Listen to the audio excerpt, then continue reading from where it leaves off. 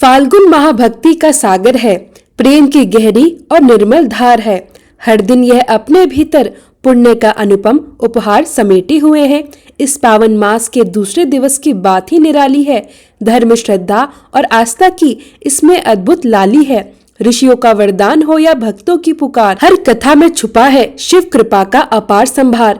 हरे कृष्णा, श्री शिवाय नमस्तुभ्यम।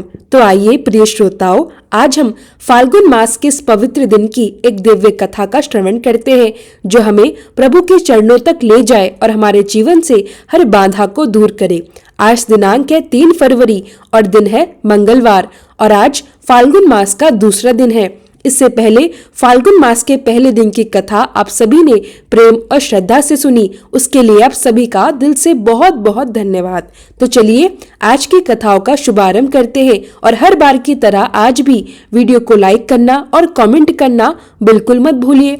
एक बार देवराज इंद्र सहित सभी देवताओं ने भगवान शिव की परीक्षा लेने का निश्चय किया। वे देवों के गुरु बृहस्पति जी के साथ कैलाश पर्वत की ओर चल पड़े। भगवान शिव ने अपनी आत्मिक शक्ति से पहले ही जान लिया कि देवता उनकी परीक्षा लेने जा रहे हैं, इसलिए उन्होंने एक अवधूत का वेश धारण किया और उनके मार्ग में आकर खड़े हो गए। देवराज इंद्र इस सत्य से अनभिज्ञ थे। उन्होंने अवधूत को राह से हट जाने का संकेत किया, परंतु विषधारी अवधूत रूप में खड़े शिवजी अपने स्थान से टस से मस नहीं हुए। यह देखकर इंद्र को क्रोध आ गया। वे बोले, अरे हट रास्ते से, जानता नहीं मैं कौन हूँ, हट जा, नहीं तो अपने वज्र से तेरे टुकड़े टुकड़े कर दूंगा। इंद्र की यह धमकी सुनकर अवधूत वेशधारी शिवजी क्रोधित हो उठे। उन्होंने जोर से एक हुंकार भरी। उस हुंकार की गूंज से चारों दिशाएं कांप उठी। गुरु बृहस्पति तुरंत समझ गए कि यह अवधूत और कोई नहीं, साक्षात भगवान शिव ही है। उन्होंने तुरंत इंद्र को संकेत करते हुए कहा, सुरेंद्र, तुम ये क्या अनर्थ कर रहे हो? तुम भगवान शिव को नहीं पहचान रहे, ये तो स्वयं महादेव हैं। यह सुनते ही इंद्र को अपनी भूल का ज्ञान हुआ। वे तुरंत भगवान शिव के चरणों में गिर पड़े और विनम्र स्वर में क्षमा याचना करने लगे। इंद्र बोले, प्रभु मुझे क्षमा करे, मैं आपको पहचान नहीं पाया और मुझसे भारी अपराध हो गया। गुरु बृहस्पति ने भी कहा, हे प्रभु, देवेंद्र आपको पहचान नहीं पाए, अज्ञानवश उन्होंने आपको अपशब्द कह दिए, कृपया इन्हें क्षमा कर दीजिए। गुरु बृहस्पति के अनुनय विनय पर भगवान शिव ने इंद्र को क्षमा कर दिया।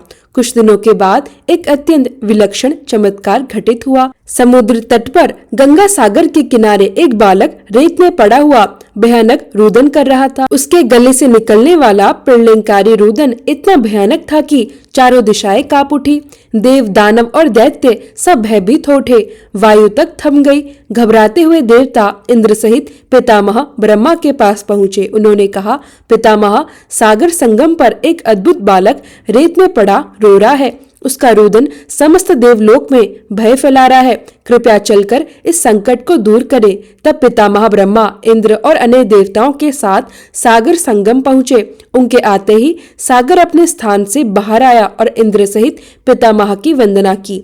ब्रह्मा जी ने पूछा, हे सागर, रेत में पड़ा यह बालक कौन है? इसके रुदन से पूरा संसार व्याकुल हो रहा है। सागर बोला, भगवान, मैं भी नहीं जानता। एक दिन एक विलक्षण तेज मेरी लहरों में प्रकट हुआ और उसी से इस बालक की उत्पत्ति हुई। यह कहकर सागर ने बालक को उठाया और ब्रह्मा जी की गोद में दे दिया। जैसे ही बालक ब्रह्मा जी की गोद में आया, उसने रोना बंद कर दिया। कुछ ही क्षणों में उसने अपनी दोनों बाहें बढ़ाई और ब्रह्मा जी का गला पकड़ लिया। यह देखकर सभी देवता स्तंभ रह गए। ब्रह्मा जी ने गला छुड़ाने का प्रयास किया, पर बालक की पकड़ और मजबूत हो गई। फिर अचानक बालक ने गला छोड़ दिया और मुस्कुराने लगा। ब्रह्मा जी बोले, हे सागर, इस बालक का नाम क्या है? यह तो अभी से अत्यंत बलशाली है। सागर ने कहा, पितामह, अभी इसका नामकरण नहीं हुआ है, आप ही इसका नाम रख दीजिए। तब ब्रह्मा जी बोले, आज से इसका नाम जलंधर होगा और यह तुम्हारा ही पुत्र कहलाएगा। नामकरण कर ब्रह्मा जी ने बालक को सागर को सौंप दिया और सभी देवता अपने अपने धाम लौट गए। समय के साथ जलंधर बड़ा होने लगा। पितामह की आज्ञा से आचार्य शुक्राचार्य उसे दीक्षा देने लगे। देखते ही देखते वह बालक एक शक्तिशाली युवक बन गया। शुक्राचार्य ने उसे दैत्यों का सम्राट बना दिया। कालनेमी नामक असुर की कन्या वृंदा से उसका विवाह भी करा दिया। जलंधर अत्यंत महाबलवान था। उसने शीघ्र ही समस्त सागर के द्वीपों पर अपना शासन स्थापित कर लिया। उसकी पत्नी वृंदा हर कार्य में उसका पूरा सहयोग करती थी। वृंदा एक परम सती स्त्री थी। उसे ब्रह्मा जी का वरदान था कि जब तक उसका सतीत्व अडिग रहेगा तब तक देव, दानव, सुर या असुर कोई भी उसके पति का बाल भी बांका नहीं कर पाएगा।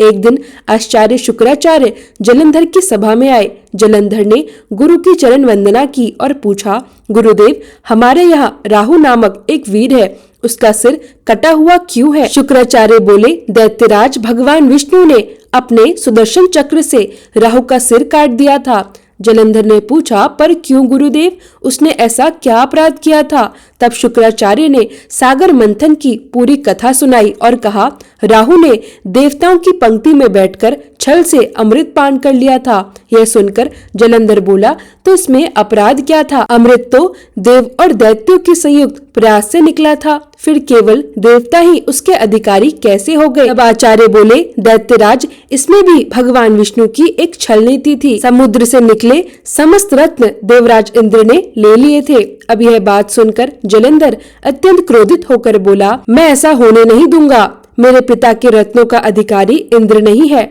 उनका अधिकारी तो मैं स्वयं हूँ। अब देवताओं को सागर से प्राप्त सारे रत्न लौटाने ही पड़ेंगे। इसके बाद गुरु शुक्राचार्य अपने स्थान को लौट गए। तभी जलंधर ने घसमट नामक दैत्य को बुलाया और उसे इंद्रपुरी रवाना कर दिया ताकि वह इंद्र को यह संदेश दे आए कि समुद्र मंथन से प्राप्त सारे रत्न उसे सौंप दिए जाए। अब घसमट जलंधर का संदेश लेकर इंद्रपुरी में उपस्थित हुआ। दैत्यराज का संदेश सुनाते हुए उसने कहा, मेरे स्वामी कहते हैं कि सागर मंथन के समय उनके पिता के जो भी रत्न आपने हड़प लिए थे उन्हें तुरंत लौटा दे। यह सुनकर देवराज इंद्र बोले, कौन से रत्न, कैसे रत्न? दैत्यराज से कहना कि वे रत्न देवताओं के परिश्रम का फल थे। सेवक बोला, परंतु परिश्रम तो देव और दानव दोनों ने ही किया था, फिर रत्न केवल देवों के कैसे हो गए? सीधी तरह रत्न लौटा दीजिए, नहीं तो इसका परिणाम बहुत भयंकर होगा। यह सुनकर इंद्र क्रोधित होकर कहने लगे, इतना साहस मेरी ही पुरी में मुझे धमकाते हो? ठहरो पापी, अभी तुम्हें इसका मजा चखाता हूँ। ऐसा कहते हुए इंद्र ने अपना वज्र उठा लिया, पर तभी आचार्य बृहस्पति ने उन्हें रोक लिया और समझाते हुए बोले, इंद्र, क्रोध में मत आइए, यह दूत है और दूत अवैध होता है, इसे जाने दीजिए। आचार्य बृहस्पति की बात मानकर इंद्र ने दूत को जाने दिया। उधर यह समाचार सुनते ही जलंधर क्रोध से आग बबूला हो उठा। उसने तुरंत चारों दिशाओं में स्थित दैत्य को संदेश भिजवा दिया कि वह तत्काल इंद्रपुरी पर आक्रमण करे। साथ ही वह अपने सेनापतियों शुंभ और निशुंभ के साथ स्वयं भी इंद्रलोक पर चढ़ाई करने निकल पड़ा। इंद्रपुरी पहुंचते ही दैत्य सेना ने देवताओं का भयंकर विध्वंस आरंभ कर दिया। दैत्यों के दल अमरावती को नष्ट भ्रष्ट करने लगे। दोनों पक्षों के वीरों के शव धरती पर गिरने लगे। आचार्य बृहस्पति देवताओं की ओर से और गुरु शुक्राचार्य दैत्यों की ओर से घायल तथा मृत वीरों का उपचार करने लगे। वे पुनः जीवित होकर फिर से युद्ध करने लगते।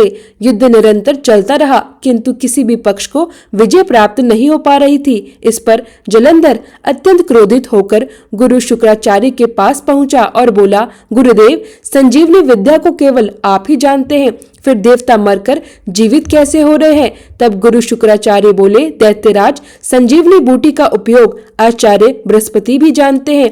उन्होंने कई देवताओं को इस कार्य में लगा रखा है कि वे द्रोणगिरी पर्वत से संजीवनी बूटी लाते रहे। यदि किसी तरह देवताओं द्वारा द्रोणगिरी से बूटी लाना रोक दिया जाए तो आचार्य बृहस्पति देवताओं को पुनः जीवित नहीं कर पाएंगे। यह सुनकर जलंधर बोला, परंतु ऐसा करने के लिए तो हमें अपनी सेना का बड़ा भाग द्रोणागिरी की ओर भेजना पड़ेगा और यहाँ तो युद्ध भी भयंकर गति से चल रहा है। यह कार्य अत्यंत कठिन होगा। तब गुरु शुक्राचार्य ने कहा, तो फिर क्यों ना द्रोणागिरी पर्वत को ही सागर में डुबो दिया जाए, फिर न रहेगा बांस और न ही बजेगी बांसुरी। शुक्राचार्य की यह बात सुनकर जलंधर तुरंत अमरावती छोड़कर द्रोणागिरी पर्वत की ओर बढ़ गया। उसने अपने मंत्र विद्ध बाणों से द्रोणागिरी पर्वत को सागर में डुबो दिया। इससे देवताओं को संजीवनी बूटी मिलनी बंद हो गई। अब देवताओं में घबराहट फैल गई। देवराज इंद्र घबराते हुए आचार्य बृहस्पति के पास पहुंचे और बोले, आचार्य, हमारे वीर बड़ी संख्या में हताहत हो रहे हैं, अब क्या होगा? इस प्रकार तो समस्त देवताओं का ही विनाश हो जाएगा। तब गुरु बृहस्पति बोले, मेरी सलाह मानिए देवेंद्र, यह युद्ध तुरंत बंद कर दीजिए और अपनी सेना सहित भागकर प्राणों की रक्षा कीजिए। जलंधर भगवान शिव के तेज से उत्पन्न हुआ है और उसमें भगवान शिव जैसा अपार बल है। अभी अपनी जान बचाइए, बाद में कोई न कोई उपाय अवश्य निकलेगा। आचार्य बृहस्पति की सलाह मानकर देवराज इंद्र देवताओं सहित युद्ध छोड़कर भाग निकले और मेरु पर्वत की कंदराओं में जा छिपे। शुंभ निशुंभ सहित दैत्यों की सेना ने उनका पीछा किया, किंतु देवता पर्वत की गुफाओं में पहुंचकर अदृश्य हो गए। थक हार कर दैत्य सेना लौट आई। इधर जलंधर ने पूरी अमरावती को लूट लिया और स्वयं इंद्र के सिंहासन पर बैठ गया। कुछ समय बाद इंद्र मेरु पर्वत की कंदराओं से बाहर निकले और अपने साथियों के साथ भगवान विष्णु के पास पहुंचे। उन्होंने हाथ जोड़कर प्रार्थना की, प्रभु रक्षा कीजिए, जलंधर ने पूरी अमरावती नष्ट कर दी है, हजारों देवता मारे गए हैं और मैं स्वयं भी बड़ी कठिनाई से प्राण बचाकर यहाँ पहुँचा हूँ। तब श्री विष्णु ने इंद्र को आश्वासन देते हुए कहा, घबराइए मत सुरराज, मैं स्वयं आपकी सहायता को चलूंगा। अब जलंधर अधिक दिनों तक जीवित नहीं रह सकेगा। इसके बाद श्री विष्णु अमरावती पहुँचे। उनके पहुँचते ही देवताओं में नवीन स्फूर्ति का संचार हो गया और वे शत्रु सेना पर प्रहार करने लगे।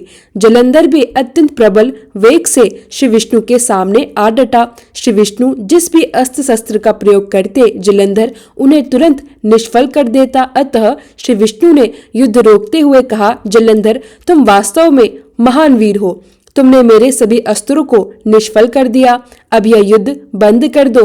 तब जलंधर बोला, यह युद्ध केवल एक ही शर्त पर बंद होगा, यदि आप लक्ष्मी जी सहित मेरे द्वीपों पर आकर मेरा आतिथ्य स्वीकार करें। भगवान विष्णु ने जलंधर की यह शर्त स्वीकार कर ली। जलंधर के आदेश से युद्ध बंद हो गया। इसके बाद भगवान विष्णु लक्ष्मी जी सहित सागर द्वीप पर पहुंचे। जलंधर अमरावती की सारी संपदा अपनी राजधानी ले आया और बड़े प्रेम से भगवान विष्णु के आतिथ्य सेवा करने लगा। इसी बीच एक दिन देवऋषि नारद उसकी सभा में पधारे। जलंधर ने उनका विधिवत स्वागत सत्कार किया।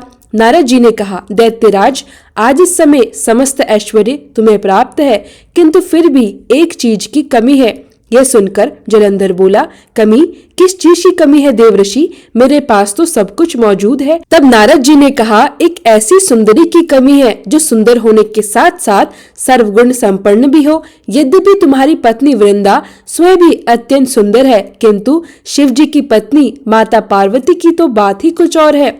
यह सुनते ही जलंधर बोला, यदि ऐसा है देवऋषि, तो मैं पार्वती को अपनी पत्नी अवश्य बनाऊंगा। मैं आज ही अपनी सेना को कैलाश पर चढ़ाई करने का आदेश देता हूँ। इतना कहकर अहंकारी जलंधर अपनी विशाल सेना के साथ कैलाश पर्वत पर टूट पड़ा।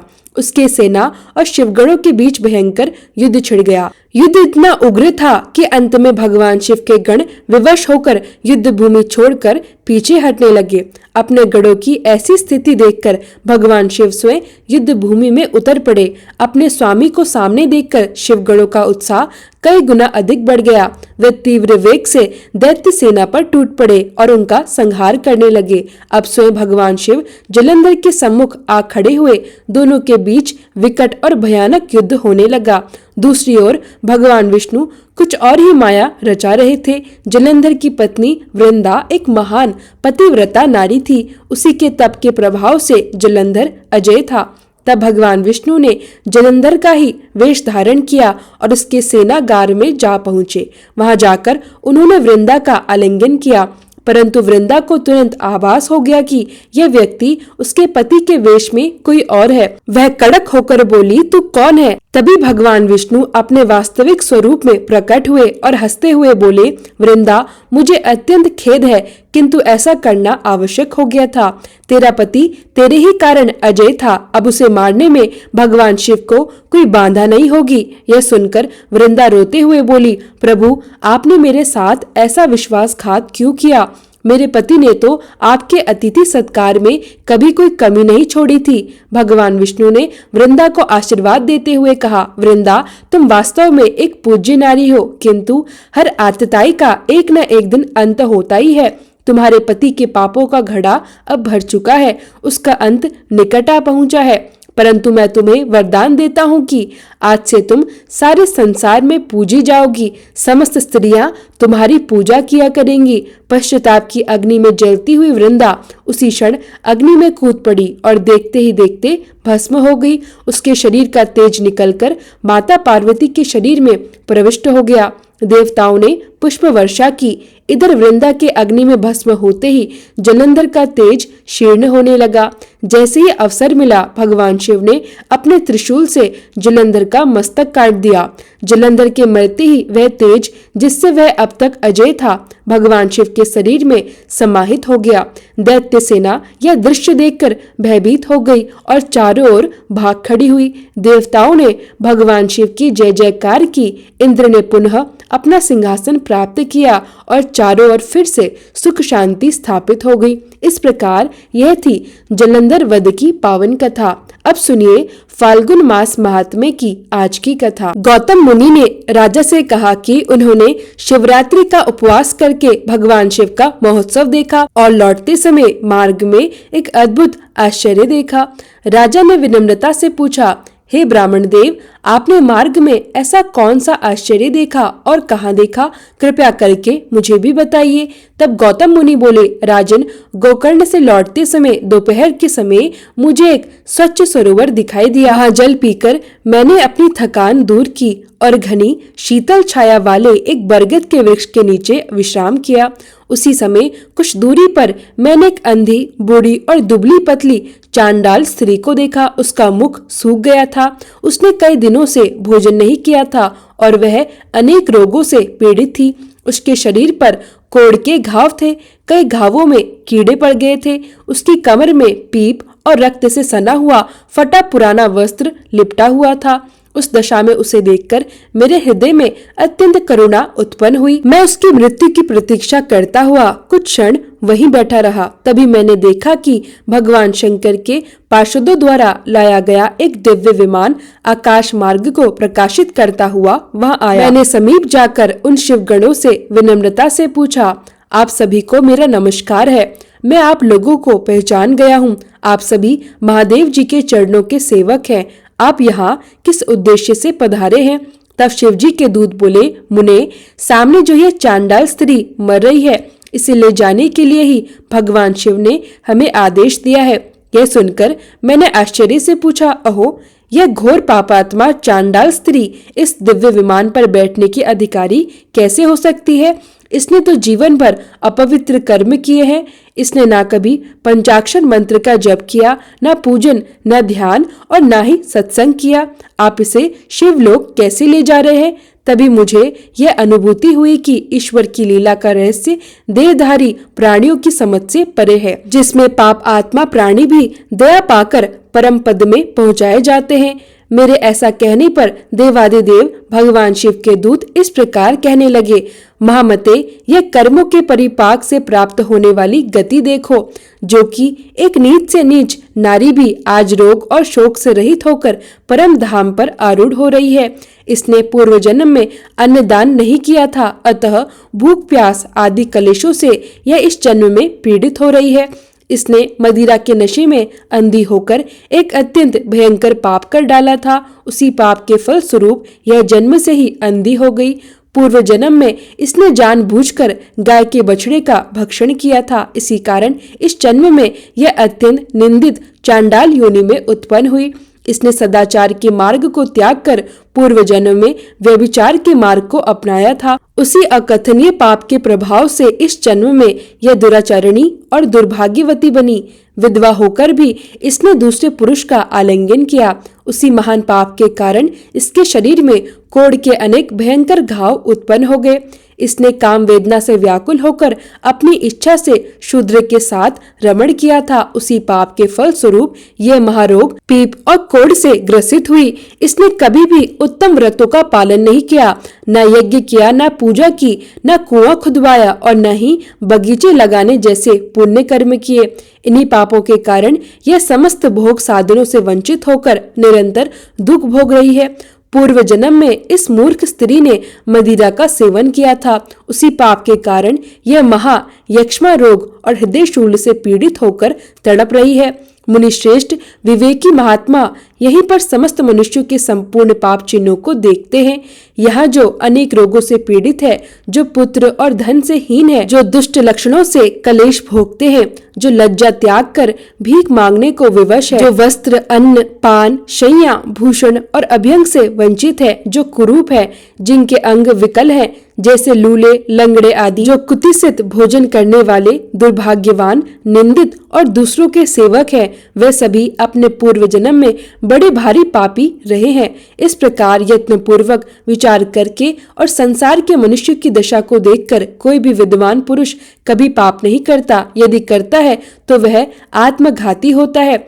जीवन का यह मनुष्य शरीर अनेक प्रकार के सत्कर्मों का एकमात्र साधन है, अतः इसके द्वारा सदा शुभ कर्मों का ही सेवन करना चाहिए और पाप कर्मों का सर्वदा सर्वथा त्याग करना चाहिए।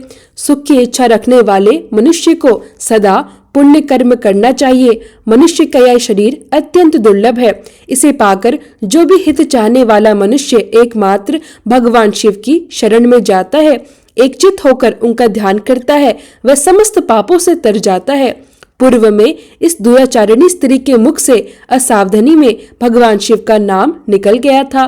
श्री गोकर्ण क्षेत्र में शिवरात्रि के दिन इसने उपवास किया, रात्रि में जागरण किया और भगवान शिव के मस्तक पर बिल्व पत्र अर्पित किया। उसी पुण्य कर्म का उत्तम फल यह आज अपने नेत्रों से भोगने जा रही है। यह सब तुम स्वयं अपनी आंखों से देख रहे हो।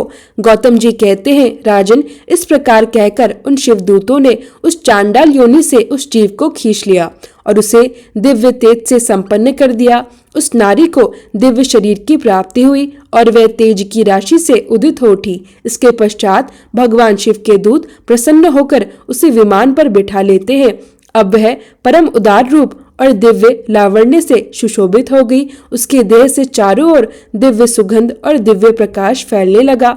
वह विमान पर बैठकर निरंतर भगवान शिव के चरणारविंदों का स्मरण कर रही थी। शिवदूत उसे भगवान महादेव के पास ले गए। उस समय सभी लोकपाल यह दृश्य देखकर अत्यंत आश्चर्यचकित हो गए। राजन, भगवान गिरिजापति शंकर के प्रति केवल लेश मात्र भक्ति का यह अत्यंत आश्चर्यजनक महात्म्य मैंने तुम्हें सुनाया है, जो समस्त पाप राशि का नाश करने वाला है। राजा ने पूछा, भगवान शिव का वह उत्तम लोक कैसा है? तब गौतम जी बोले, जहाँ ब्रह्मा आदि देवों के लोकों से भी श्रेष्ठ आनंद नित्य विद्यमान है, जहाँ दिव्य प्रकाश है और अज्ञान का अंधकार लेश मात्र भी नहीं, जहाँ काम, क्रोध, लोभ और मद जैसे विकार नहीं रहते, जहाँ जन्म मरण का कोई बंधन नहीं, वही परमेश्वर शिव का लोक है। जो भगवान शिव की भक्ति में लीन रहते हैं, जो शिव कथा सुनने सुनाने में आनंद अनुभव करते हैं, जो शांत, मोह रहित और समस्त प्राणियों के अकारण सुहृद हैं, वे संसार चक्र को पार कर भगवान शंकर के आनंदमय धाम को प्राप्त करते हैं। राजन, तुम भी गोकर्ण क्षेत्र जाकर भगवान शंकर के स्थान पर अपने समस्त पापों का निवारण करो। सदैव स्नान कर महाबल शिव की पूजा करो। शिव चतुर्दशी को उपवास रखो, रात्रि में जागरण करो और बिल्व पत्र से भगवान शंकर का पूजन करो। इससे तुम समस्त पापों से मुक्त होकर शिवलोक को प्राप्त करोगे। ऐसा कहकर मुनिवर गौतम प्रसन्नता पूर्वक मिथिलापुरी चले गए और राजा मित्र से गोकर्ण क्षेत्र पहुंचे।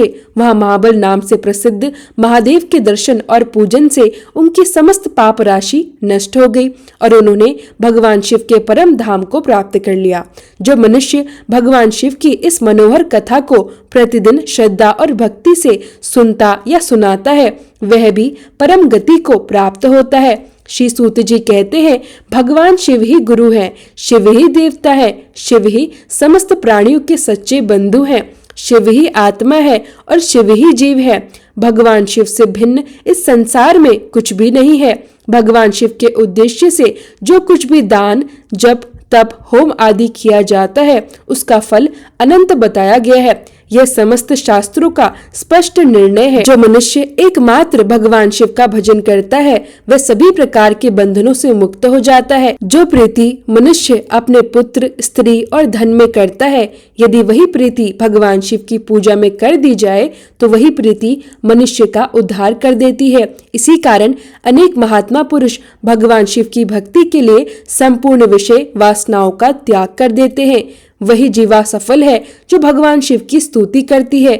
वही मन सार्थक है जो शिव जी के ध्यान में लीन रहता है। वही कान सफल है जो सदा शिव कथा सुनने के लिए उत्सुक रहते हैं। वही दोनों हाथ धन्य है जो शिव जी की पूजा किया करते हैं।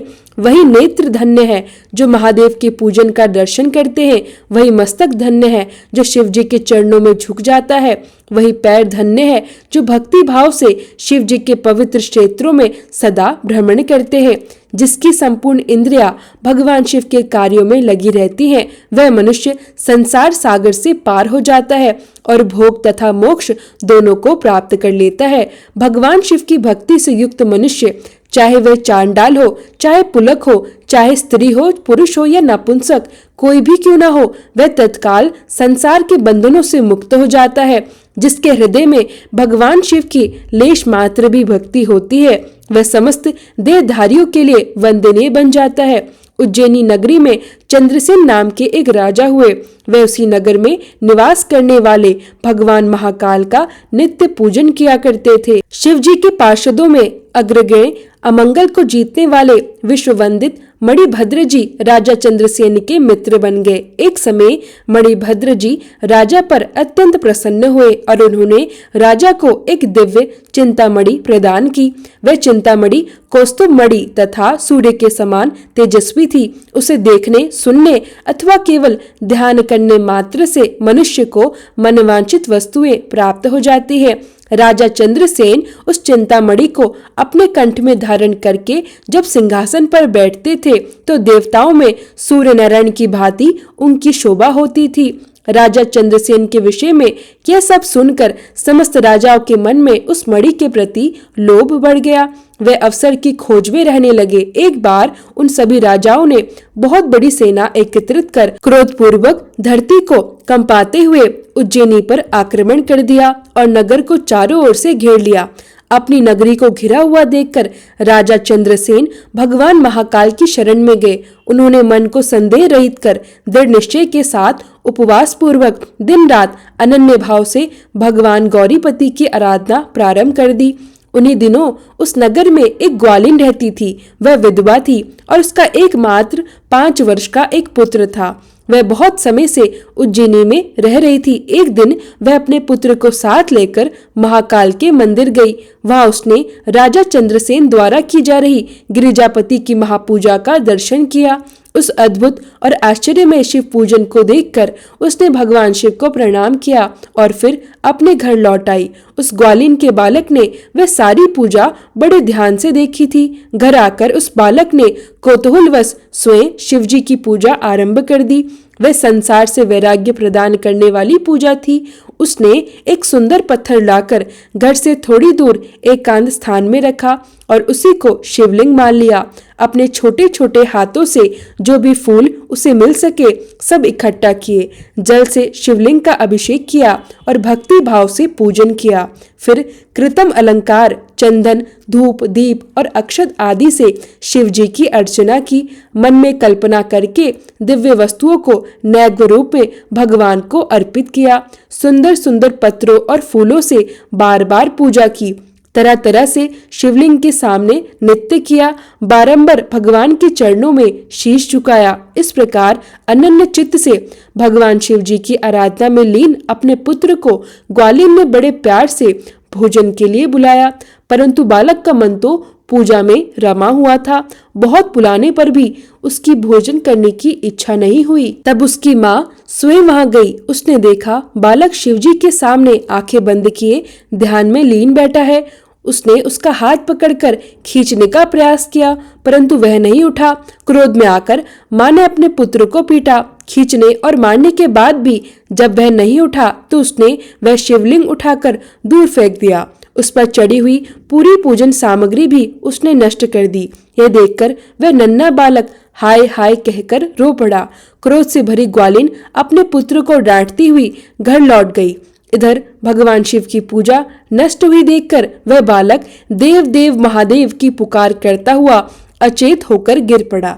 उसकी आंखों से अश्रु की धारा बहने लगी।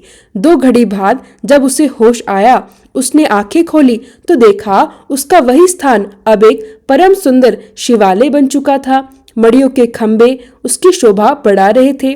द्वार, किवाड़ और सदर फाटक सब सोने के बने थे।